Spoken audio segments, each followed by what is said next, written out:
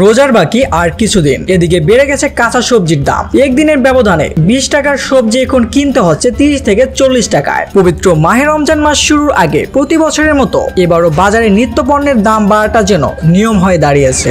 পরিস্থিতি আগে মনে করেন যখন আলু 3 টাকা কেজি ছিল হেকেলের থেকে শুরু করছি, আর এখন এইভাবেই দিন কাটাইতেছি আর রাত পাইতেছি।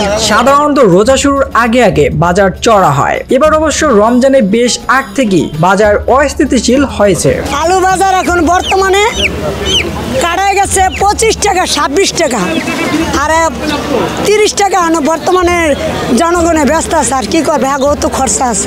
আজ রবিবার রাজধানী কারওয়ান বাজার ঘুরে দেখা যায় প্রতি কেজি বেগুন বিক্রি হচ্ছে 70 থেকে 80 টাকা দরে, যা গতকাল ছিল 40 থেকে 50 টাকা। শসার কেজি 60 থেকে 70 টাকা। বর্তমান বাজারে এক পিস বিক্রয় হচ্ছে 60 থেকে 70 টাকা দরে। তবে অপরিবর্তিত রয়েছে কিছু সবজির দাম, এর মধ্যে কাঁচামরিচ, মিষ্টি কুমড়া ও টমেটো, যা প্রতি কেজি বিক্রয় হচ্ছে 40 থেকে 50 টাকায়। আগামী দিনে কাঁচা সবজির দাম আরো বাড়তে পারে বলে জানিয়েছেন খুচরা ব্যবসায়ীরা।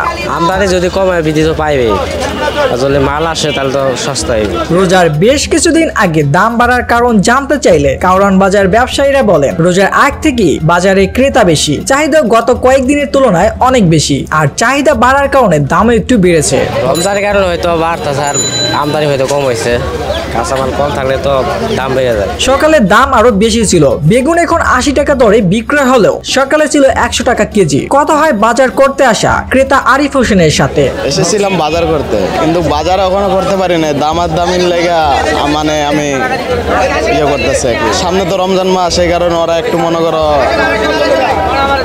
বাড়াই মানে দাম চাইতেছে।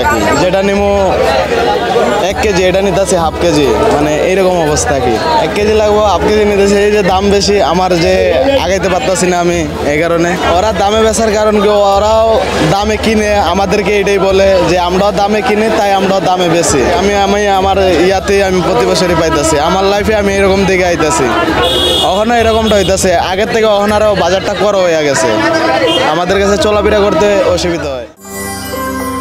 সত্য, বস্তুনিষ্ঠ ও নিরপেক্ষ দৈনিক জনবাণী।